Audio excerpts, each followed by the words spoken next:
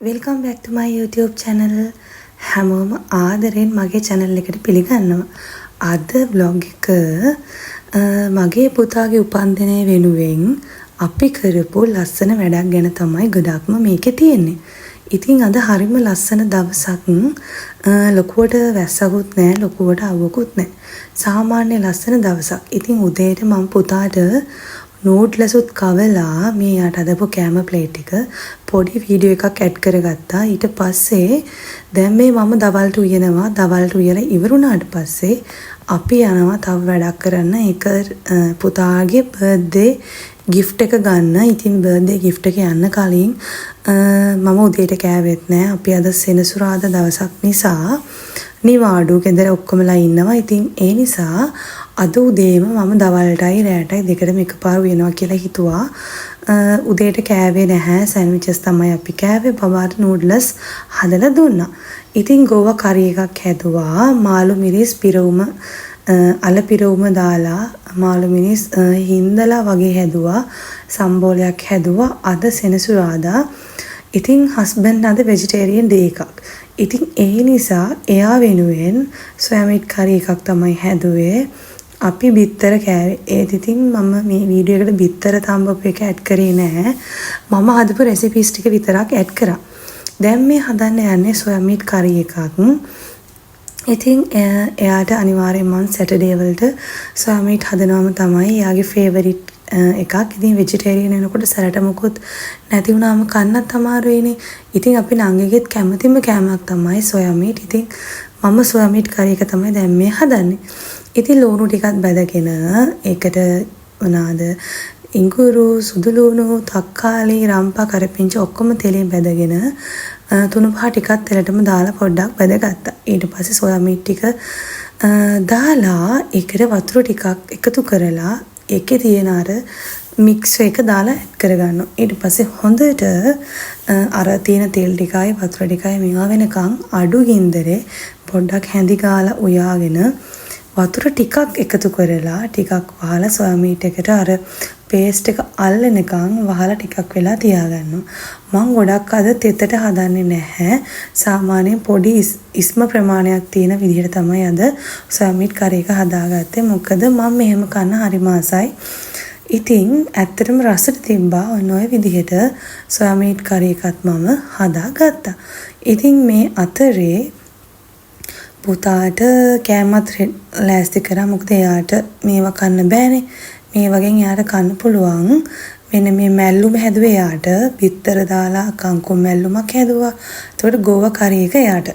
ඉතින් ඊට පස්සේ එයාට මම බිත්තරයක් තම්බලා දවල්ට කෑම ටිකක් කැව්වා. දැන් මේ ආවේ අපි කෑමත් කාලා අපි තුන්දෙනා ආවා එයාට gift එකක් බලන්න එයාගේ බර්ත්ඩේ එකට. ඉතින් එයාගේ කලින් අවුරුද්දේ ගත්ත තෑග්ගක් තිබුණා. ඒකත් මේ හදා ගන්න ඕනේ. මොකද ඒක එයාගේ කැඩිලා තිබුණ නිසා. ඉතින් gift එකත් අරගෙන ඒකත් හදාගෙන gift එක බුද්ධිගේ හෙට ඇවිත් අරගෙන යන්නම් කියලා කිව්වා. මොකද එයාගේ කලින් අවුරුද්දේ ගත්ත වාහනේ කැඩිලා තිබුණ නිසා ඒක දාගෙන ගියොත් කාර් එක ඉඩ මදි. ඉතින් ඒ නිසා කලින් අවුරුද්දේ වාහනේ යාලට කියලා හදාගෙන බයික් එක හෙට ගන්නම් කියලා අපි ආවා. ඊට පස්සේ අපි ආවේ කොටුවේ තව පැත්තක් තියෙනවා පීපල්ස් පාක් කියලා. පොඩි ළමයින්ට බඩු ගන්න තැනක්. ඉතින් ඒකේ පොඩි ළමයින්ට නෙමෙයි ඕන තරම් බඩු ගන්න පුළුවන් එක වෝල්සේල් කඩයක්. ඉතින් අපි ලස්සන වැඩක් කරන්න යන්නේ. ඉතින් ඒ වෙනුවෙන් ලස්සන බඩු ටිකක් ගන්න ආවා. ඉතින් එතන තිබුණා පුංචි මල් කැකුළු ටිකක් ඉන්නවා පුංචි ළමා නිවාසයක. ඉතින් ඒ වෙනුවෙන් දානයක් ලෑස්ති කරා යාලට දෙන්න. තෑගි භෝග, බෝතල්, පැන්සල්, පොත්, අඩුපාඩු වගේ දේවල් ටිකක් ගන්නවා. ඊට අමතරව අපේ පුංචි පුතාටත් බර්ත්ඩේ වෙනුවෙන් ඒ අංකල් පුංචි gift එකක් දුන්නා.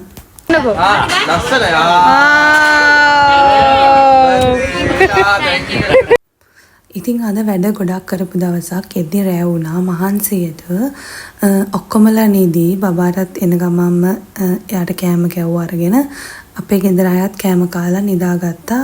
හස්බන්ඩ් මමයි විතරයි දැන් මේ වැඩේදී අපි වොෂ් එකක් දාගෙන දැන් මේ ලෑස්ති වෙන්නේ. එයාලට ගත්තු ලස්සන බඩු ටික පැකින් කරන්න මෙතන තියෙන්නේ යාලට ගත්ත තෑගි විතරයි. තව යාලට කෑම බීම ಜಾති වෙනම එක්ස්ට්‍රා මීල්ස් ගත්තා.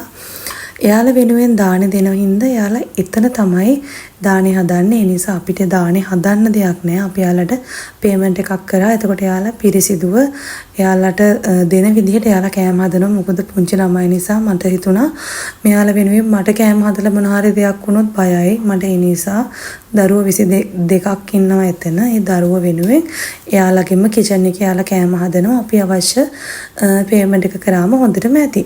ඉතින් මම මේක කාලයක් තිස්සේ ඉඳන් හිටියා. මේ වගේ දෙයක් මගේ පුතාගේ උපන්දින වෙනුවෙන් කරන්න ඕනේ. මොකද මගේ පුංචි පැටියාගේ වයසේ ඉන්න පුංචි දරුවෝ ටික. ඉතින් යාලා මොන්ඩිසෝරි යනවා. ඒ වෙනුවෙන් මට හිතුණා පොත් පැන්සල් පාට එයාලා ආසයිනේ මේ දේවල් වලට. මම දන්නේ නැහැ මේ දේවල් ඒ ළමයින්ට දෙනවද නැද්ද කියන්නේ. හැබැයි මට එතනට ගියාම නම් ලොකු ඒ කියන්නේ දැන් මම මේ වීඩියෝ එක කරාට පස්සේනේ මේක වොයිස් කරන්නේ. ඉතින් මට එතනට ගිහලා ලොකු පැහැදීමක් ඇත්තටම තිබුණේ නැහැ. හැබැයි මම කරපු දේ උපරිමයෙන්ම කරා කියලා මම හිතනවා. හැබැයි මම දන්නේ මේ සම්බන්ධයෙන් කාගෙන්ද තොරතුරු ගන්න ඕනේ. එහෙම කියන්නේ මම දන්නේ නැහැ. අපි එතන කන්ටැක්ට් කරගන්නත් ලොකු try එකක් දුන්නා. මොකද මම මේක වීඩියෝස් වගේක් දැක්කා TikTok එකේ යනවා. ඒ දැකලා තමයි මම මේක plan කරගත්තේ මම මෙහෙම කරනවා කියලා.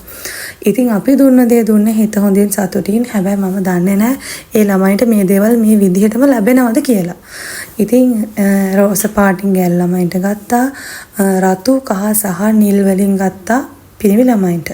ඉතින් එයාලා ආස පාටවල් එතනදී ඉල්ලලා එයාලා ගත්තා. ඉතින් හරිම සතුටින් මම දන්නේ මට පුදුම තරම් සතුටුයි. මගේ පුතා වෙනුවෙන් මට මේ වගේ දෙයක් කරන්න පුළුවන් වෙන එක මම තව දියුණු වෙනකොට තව දේවල් මේ වෙනුවෙන් කරනවා කියලා එවල හිතාගත්ත. මට එතනින් එන්න බැරි තරම් දුකයි මාර දුකයි. මම දන්නේ මට එතනින් එන්නම බෑ. මොකද මට ඒ දරුවෝ ටික ඒ තරම් ගෙදර එක්කගෙන ඉන්න තරම් ආදරණීය හැඟීමක් දැනුණා. මට ඇත්තටම මාර දුකයි. මොකද ඒ ළමයින්ට ආදරය කියන දේ එතනදී ගොඩාක් නොඅඩුව ලැබුණේ කියලා මම හොඳටම දැක්කා එතන ඉන්න කාර්ය මණ්ඩලයත් එක්ක. මොකද කාර්ය මණ්ඩලය නම් ඇත්තටම මම දන්නේ නැහැ. ඒ ළමයි බලා ගන්න ගොඩක් අමාරු ඇති. ගොඩක් වෙහෙස කර ඇති. හැබැයි ඒ පුංචි දරුවන්ව මට හිතන විදිහට යාලා ගොඩක් කොටු කරලා වැඩි කියන හැඟීමක් තමයි මට නම් දැනුනේ. ඉතින් මම යාළ වෙනුවෙන් මෙන්න මේ විදිහට රෝස පාට බෝතලයක්, රෝස පාට කෑම් පෙට්ටියක්, රෝස පාට පාට කලර් සෙට් එකක්, එතකොට මොනවාද තව පැන්සල්, කටර්, ඊට අමතරව මකන, තව චිත්‍රාන්දින පොතක්, ඊට අමතරව යාලා අර මොන්ඩිසෝරි ගිහලා ලියන පොත්. අන්න ඒ වගේ ටික තමයි මම දැම්මේ. පිරිමි ළමයින්ට නිල් පාටින්, රතු පාටින් සහ කහ පාටින්, ගෑල් ළමයින්ට රෝස පාටින්. ගෑල් ළමයි 5 දෙනා ඉන්නේ. ඉතින් මේ 5 දෙනාට රෝස පාටම ඔක්කොම ගත්තා. ඉතින් මෙන්න මේ විදිහට මම යාළගේ බෑග් එක ලස්සනට පැක් කරගත්තා. මම මේක හරිම ආදරෙන්, හරිම ආසාවෙන් හැදුවේ. මේ ළමයි මේවා දැකලා මාර විදිහට සතුටු වුණා. ඒ ළමයි මේ දේවල් අරගෙන හැම තැනම දිව්වා. හැබැයි අපිට ඒ ළමයිත් එක්ක කතා කරන්නවත්, ඒ ළමයි එක්ක සෙල්ලම් කරන්නවත්, ඒ ළමයි එක්ක සතුටු වෙන්නවත් අපිට වෙලාවක් දුන්නේ නැහැ. එතන ඉන්න කාර්ය මණ්ඩලය මම දන්න එක හරිද වැරදිද කියන්න. නමුත් මට ඒක ලොකු අර සතුටක් දැක්කේ නෑ. මං එතන ඒ ළමයි ඉන්නවා කියලා මට දැනුනේ ටිකක් හිර කරලා තියෙන ස්වභාවයක් විතරයි.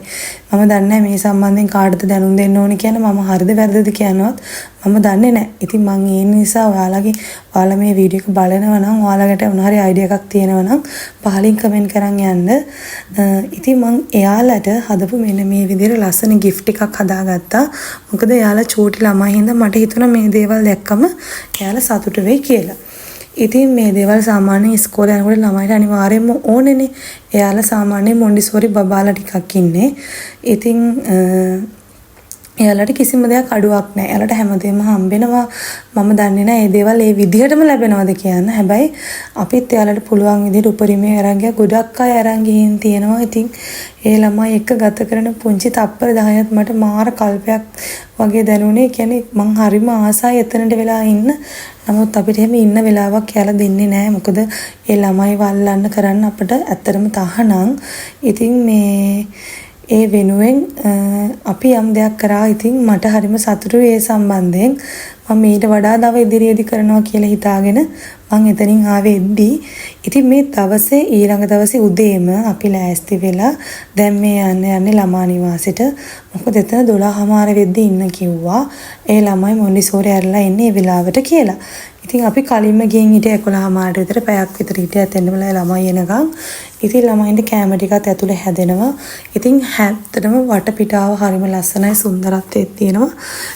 හොඳටම එක කන්ටිනියු කරගෙන යනවා ලස්සනටම තිබුණා. ඉතින් අපි මේ දැන් යන ගමන් බුද්ධිකලගේ හස්බන්ඩ්ගේ කියන්නේ හස්බන්ඩ්ගේ අම්මලාවත් එක්කයි යනවා. අපේ නංගි මායි තමයි යන්නේ. ඉතින් අපි ටික ඔක්කොම එකතු වෙලා දැන් මේ යන්නේ එතනට. එහෙනම් ගිහින් බලමු.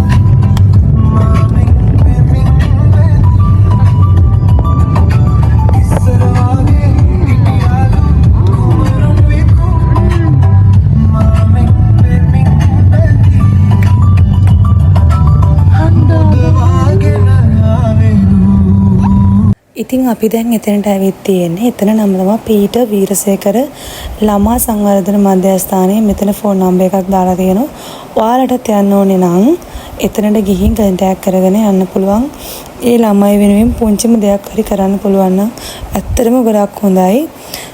ඉතින් මට නම් මෙතන තිබුණ එකම අවුල තමයි මට ඒ කාර්ය මණ්ඩලයෙන් කිසිම සපෝට් එකක් ලැබුණේ නැහැ. ඒ ළමයි වෙනුවෙන් අපි යම් දෙයක් කරාට ඒ මිනිස්සුන් අපිට වචනයකවත් කියන්නේ වචනයක්වත් ඒ මිනිස්සු අපිට එක කතා කරේ නැහැ. මට ඒක තමයි තිබුණු ලොකුම අවුල. ඇයි එහෙම වෙන්නේ කියලා මම දන්නේ නැහැ. ඒක හරිද වැරදිද කියන්නේ. මොකද මම මීට කලින් තව මේ ළමා නිවාස වලට කලින් ගිහින් තියෙනවා. මම මැරි කරන්න කලින්. හැබැයි එතන ඉන්න හැම කාර්ය මණ්ඩලයක්ම හරිම හොඳයි. මට මෙතන කාර්ය මණ්ඩලයේ එතන ඉන්න ලොකුම කෙනා කියන්නේ එතන ඉන්න හෙඩ් ඔෆිසර් ඉන්නවනේ. එයාගෙන්වත් කිසිම කියන්නේ අඩුම ගානේ ළමයි මන් දන්නේ කටියට බයේ කෑම කෑවද මට තේරෙන්නේ නැහැ. ඒ දන්නේ මට ඒක කිසිම අමාර අවුල් එතන. ඒ කියන්නේ එතන තියෙන ඒ කියන්නේ අර කාර්ය මණ්ඩලයේ තියෙන මොකක් හරි අවුලක් තියෙනවා. මම දන්නේ නැහැ ඒක එහෙමද වෙන්නේ. ඒක හරිද වැරදිද කියන්නේ. ඉතින් ඒ වෙනුවෙන් අපි මෙන්න ලෑස්ති කරන් ගිහපු තෑගි කෑම බීම ඔක්කොම මෙතන තියෙනවා. ඒ කියන්නේ ස්වීට්ස් වර්ග ගෙනියව මම ඒ ළමයින්ට කන්න ආසයිනේ. ඒ වගේ දේවල් නිතර ඒ අයට ලැබෙන්නේ නැහැ. ඉතින් ඒ නිසා යාලට කේක් ಜಾති බබාගේ බර්ත්ඩේ කේක් මොකද අරන් ගියේ නැහැ. යාලට කලර්ස් දාලා වෙන වෙනම කේක් අරන් ගියා. යෝගට් වර්ග එතකොට ස්වීට්ස් වර්ග තව චොක්ලට්ස් වර්ග පිපි ටිප් වර්ග වගේ ගොඩක් අරන් ගියා. ඒවත් ඒ ළමයින්ට මේ මොහොතේ දෙන්න දුන්නේ නැහැ. එයාලා ඒව අරන් තිබ්බා. මම දන්නේ දෙන්න එපා කිව්වා. මම දන්නේ එයාලට පැණි රස දෙනවා වැඩි හින්දාද මොකද කියන්න දන්නේ නැහැ මම හරියටම. ඉතින් මේ ළමයිට යෝගට් එක දීලා කෑම වේල විතරක් ඒ වෙලාවේ දුන්නා. ඊට පස්සේ මේ දේවල් එයාලා පස්සේ දෙන්නම් කියලා අරන් තිබුණා. ඉතින් ওই විදිහට ඒ දවසේ වැඩ කටයුතු ටික අපි ඉවර කරලා ගෙදර ආවා. ඉතින් මම දන්නේ නැහැ මම එතන මට තේරෙන්නේ නැහැ මට මොකක් හරි අවුලක් තියෙනවා එතන කාර්ය මණ්ඩලෙ එච්චර ලොකුවට මෙයාලා ගැන බලන්නේ නැහැ කියන එක. මම ලොකුවට වීඩියෝ ක්ලිප්ස් මොකුත් ගන්න ගියේ නැහැ. මොකද මේ ඒ ළමයිව වීඩියෝ කරන්න මම එච්චරම කැමැත්තක් තිබුණේ නැහැ. මේවත් මේ අහම්බෙන් මම මෙමරි එකක් විදිහට පොඩ්ඩක් වීඩියෝ කරේ ඔයාලට පෙන්වන්න ඕන නිසා. ඉතින් ওই විදිහට තමයි අද දවස ලස්සනට ඉවර කරේ. ඉතින් ඊට පස්සේ අපි එතනදී දවසම කාලා හිටියේ නැති නිසා එන ගමන් ඇත්තටම එතන මාර රසයි කෑම. එතනින් කෑමත් කාලා හවස ගෙදර ආවා. ඒ ඇවිල්ලා චේන්ජ් එකක් දාගෙන අපි නැවත ගියේ මෙවොන්ට පත්තිනි අම්මා දේවාලයට. මොකද 8:00 වෙද්දී ඒක වහනවා. ඊට කලින් අපි ගිහිල්ලා පත්තිනි අම්මට මෙවොන්ව බාර කළා. මොකද මගේ පුතාව තව අවුරුද්දක් මම දිනපතා අවුරුද්දකට සැරයක් මෙවොන්ව බාර කරනවා. ගිය අවුරුද්දේ නම් ගෙදර ලොකු පූජාවක් දුන්නා. මට මේ අවුරුද්දේ ඒක දෙන්න වෙන්නේ නැති නිසා මම ඒක ඒ වෙනුවෙන් පත්තිනි අම්මා බෝධි පූජාවක් තියලා එතන උඩ මළුවේ ගෙදර හැමෝම ගිහිල්ලා හස්බන්ඩ්ගේ පවුලේ හැමෝමයි අපි බෝධි පූජාවක් කරලා පත්තිනි අම්මාණන් වහන්සේට පින් දීලා මගේ පුතාට මගේ පවුලට ඉතින් ආශිර්වාද අරගෙන අපේ දවස අපි ඉවර කරා. ඉතින් අද දවස ඇතරම ගොඩාක් වැඩ වුණ දවසක්. කලින් දවසත් එහෙමයි මේ දවස් දෙක හරිම ආදරණීය විදිහට ගෙවුණා. අපි ලොකු දෙයක් කළා කියලා මම හිතනවා. ඔයාලටත් මේ වීඩියෝ එකේ යම් දෙයක් ගන්න පුළුවන් වුණා නම් මම හිතනවා මම සාර්ථකයි කියලා. ඔයාලටත් පුළුවන් නම් මේ තැන බලලා ඔයාලත් ගිහිල්ලා ඒ ළමයි වෙනුවෙන් දෙයක් කරන්න පුළුවන් අය ඉන්නවනම් අනිවාර්යයෙන්ම කරන්න. හැබැයි මට එක දෙයක් කියන්න ඕනේ. එතන කාර්ය මණ්ඩලය ගැන මම කිසිසේත් කිසිම වෙලාවක හොඳයි කියලා කියන්නේ නැහැ. ඉතින් ඒක තමයි මට තිබුණු එකම අවුල. ඔයාලා යම් දෙයක් දන්නවනම් මේක පහලින් කමෙන්ට් කරන් යන්න. ඉතින් මගේ වීඩියෝස් බලලා මගේ මේ වීඩියෝ එක බලපු හැමෝටම ගොඩක් ස්තුතියි. Thank you for watching. තවත් ලස්සන වීඩියෝ එකක් අරගෙන ආයෙත් ඉක්මනටම එන්නම්.